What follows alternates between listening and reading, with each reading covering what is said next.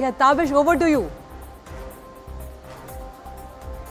शुक्रिया अदिति आरजू। तो election carnival में अब हम बात करेंगे अब आने वाले नतीजों के बारे में। आप देख रहे हैं WBE में किस तरह की तैयारियां हमारी भी हैं ताकि आप तक सबसे तेज नतीजे जो है वो हम पहुंचा पाए NDTV पर। तो बने रहेगा हमारे साथ दिन भर। और इलेक्शन कार्निवल जो कि आपके शहर, आपकी कॉन्स्टिट्यूंसी, आपके राज्यों में हमारी कोशिश ये रही कि वहां पर आपके पास हम पहुंचे और आपके मुद्दे जो है वो हमने देश भर के सामने रखे।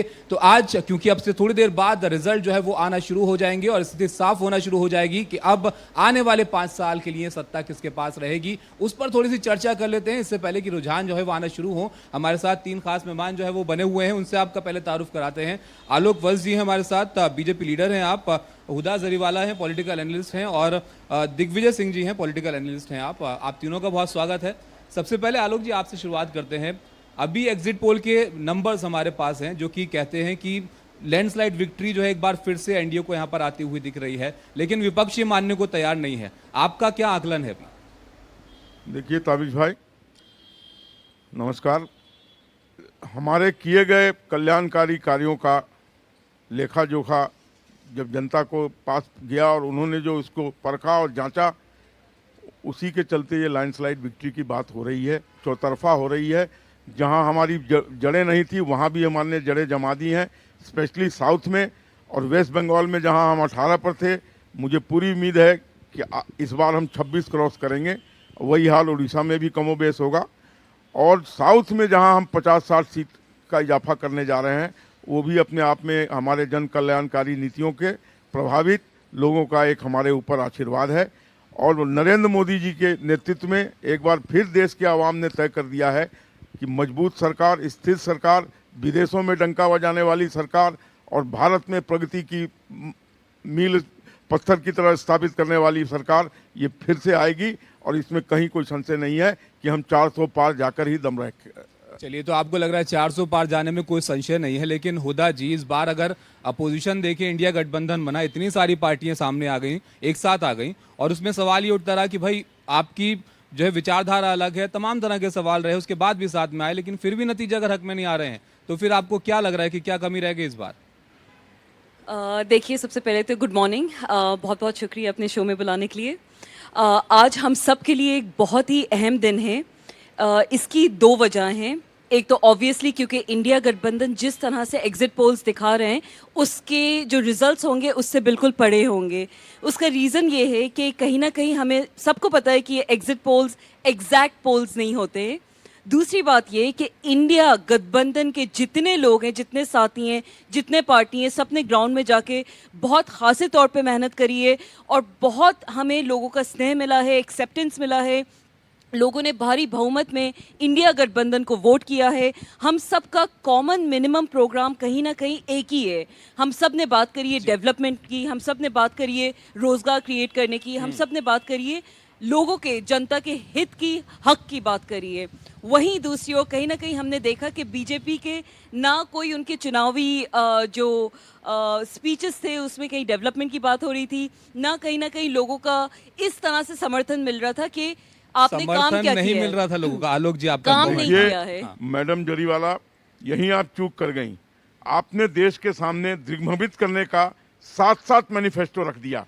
अब देश की जनता ये जानना चाहती थी कि अगर ये जीत के आ गए तो इस 7 मैनिफेस्टो में किसकी मैनिफेस्टो लागू होगी, या ये आपस में सिर्फ फुटबॉल करेंगे कि नहीं मेरा प्लान लागू करो। किसी ने कहा 1 करोड़ नौकरी देंगे, किसी ने कहा 30 लाख नौकरी देंगे, किसी ने कहा 1 लाख रुपया सबके खाते में जमा करा देंगे, किसी ने कहा 3000 रुपये जमा करा देंगे, किसी ने पूरे देश में स्कूटी बांटने की बात की, किसी ने लैपटॉप बांटने की बात इसमें एक और सवाल मैं जुड़ देता हूं हुदा जी। ये तो मैनिफेस्टो के सवालों की बात थी। आम आदमी पार्टी कांग्रेस को लेकर तो दिल्ली और पंजाब में ही सवाल था कि आप साथ हैं या अलग हैं। क्या जनता जो है इसमें तय करे? Married in Delhi and divorced in Punjab, ये कैसे एक्सेप्ट होगा बताइए? I mean at the end of the day Delhi में हमने कांग्रेस के साथ मिलके बहुत मजबूती से चुनाव लड़ा है, बहुत टफ फाइट दी है बीजेपी के तमाम कैंडिडेट्स को। रहा सवाल पंजाब का, वहाँ का समीकरण थोड़ा सा डिफरेंट है, तो वहाँ पे इस तरह की चीज़ें, थोड़ी सी सूरत हाल डिफरेंट थी। बट हमें पूरा यकीन है कि जनता का पूरा समर्थन होगा। एक्सक्यूज मी, इंडिया अलायंस जीत रही है, 295 पार कर रहे हैं हम लोग। चलिए, तो आपको लगा है 295, लेकिन यहाँ पर हमारे साथ दिग्विजय सिंह जी हैं, दिग्विजय जी भी हैं। दिग्विजय जी, इस बार के इलेक्शन में बीजेपी को उन जगहों पर भी उम्मीद है जहां पर वो बेहतर प्रदर्शन करने की जो है वो कोशिश कर रहे थे, खासकर पश्चिम बंगाल की चर्चा है, यहाँ पर उड़ीसा की चर्चा है, दक्षिण भारत के राज्यों के अंदर बीजेपी जो है उम्मीद कर रही है ज़्यादा बेहतर उनके रिजल्ट आएंगे। इस पर आप जो है, आपका क्या आकलन है? सबसे पहले नमस्कार ताबिश भाई। मैं आपको बताना चाहूँगा कि सबसे पहले मैं हुडा जी का एक जवाब देना चाहता हूँ। जो कॉमन मिनिमम प्रोग्राम की बात इन्होंने किया, मुझे लगता है कि ऑपोजिशन का ये कॉमन मिनिमम प्रोग्राम ही बिल्कुल कॉमन है ही नहीं। You will see that common minimum programme हुआ कहाँ? दिया कहाँ? आपने देखा होगा कि चुनाव से जब हम स्टेट असेंबली इलेक्शंस देख रहे थे रिसेंट 2 years, यू विल सी कि आपने देखा होगा कि इन्होंने ओल्ड पेंशन स्कीम के बारे में बहुत बात की, पर अपने किसी भी मैनिफेस्टो में आपने नहीं देखा होगा कि उन्होंने ओल्ड पेंशन स्कीम के बारे में बात की। और बीजेपी के लिए आप देखेंगे कि जैसे डेवलपमेंट प्राइमरी मुद्दा रहा है, और मुझे लगता है इस बार के चुनाव में बंगाल, उड़ीसा, साउथ इंडिया और बेसिकली जितने नए इन रोड्स बीजेपी ने बनाए हैं वो कहीं ना कहीं सारे एग्जिट पोल में एग्जैक्टली आपको दिख रहे होंगे। और मेरे आकलन से मैं ये कह सकता हूँ, दावे के साथ कह सकता हूँ कि जैसे 2009, 2014 और 2019 में एग्जिट पोल एग्जैक्ट नहीं बल्कि जो एग्जिट पोल में दिखाएगा उससे बढ़कर नतीजे आए हैं तीनों इलेक्शंस में। तो लेकिन 2004 का भी वो रेफरेंस देते हैं कि 2004 में तो कुछ और रहे थे, क्योंकि 2004 में आप देख रहे होंगे कि नया इनरोड यूपीए क्रिएट कर रही थी और एनडीए एक स्ट्रांग सरकार चला रही थी और वोट परसेंटेज कांग्रेस की बहुत कम थी, फिर भी उन्होंने कोलिशन में सरकार बना ली। पर यहाँ पर आप देखेंगे कि 2 क्लियर मैंडेट है 2014 और 19 का। 14 में आपने देखा होगा कि वोट चेंज के लिए था, 19 में वोट डेवलपमेंट के लिए था, 24 में वोट विश्वास का है। जैसे मोदी जी कहते हैं ना, सबका विश्वास।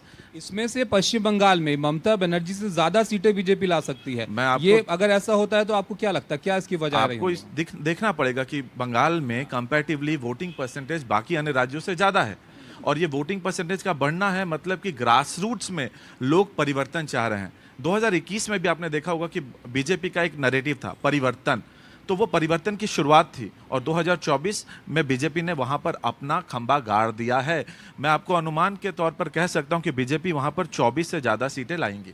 चलिए, तो हुदा जी, अब देखिए पश्चिम बंगाल की बात हो रही है, वहां पर तो ममता बनर्जी से ज्यादा सीटें आने की बात वहां पर हो रही है।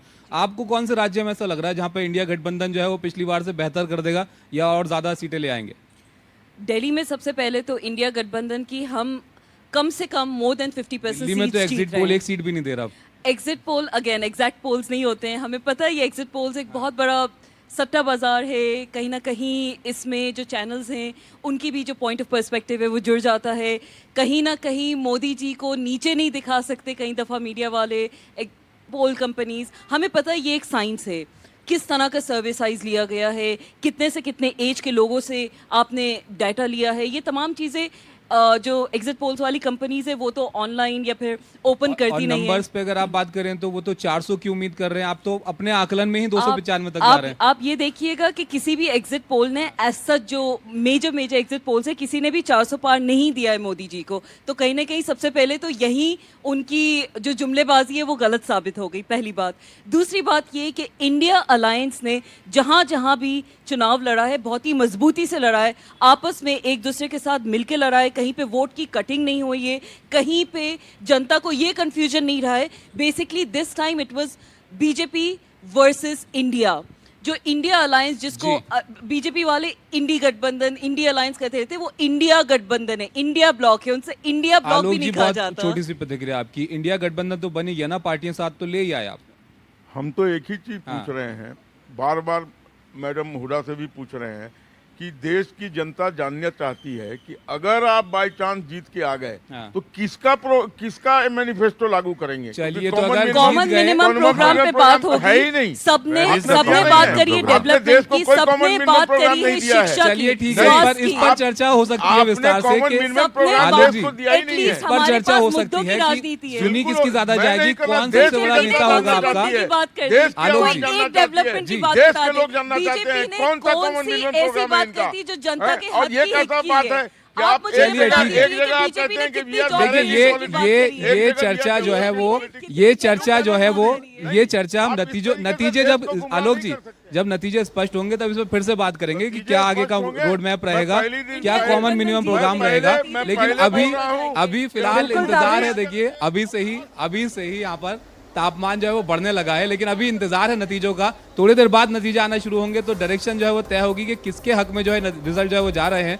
जी फ्रंट फुट से हम चलिए बैटिंग कर ठीक रहे है, हैं। तो ये पहले थोड़ी देर राउंड से बाद लीड फिर करेंगे से और चर्चा last करेंगे। राउंड से lead- बिल्कुल ताबिश, और अब उनको ये भी बता दीजिए कि अब बहुत ज्यादा इंतजार नहीं करना पड़ेगा। जो अपने अपने दावे हैं उसकी सच्चाई कुछ ही देर में सामने आ जाएगी कि आखिर कौन 272 का जादुई आंकड़ा जो है वो छूने वाला है।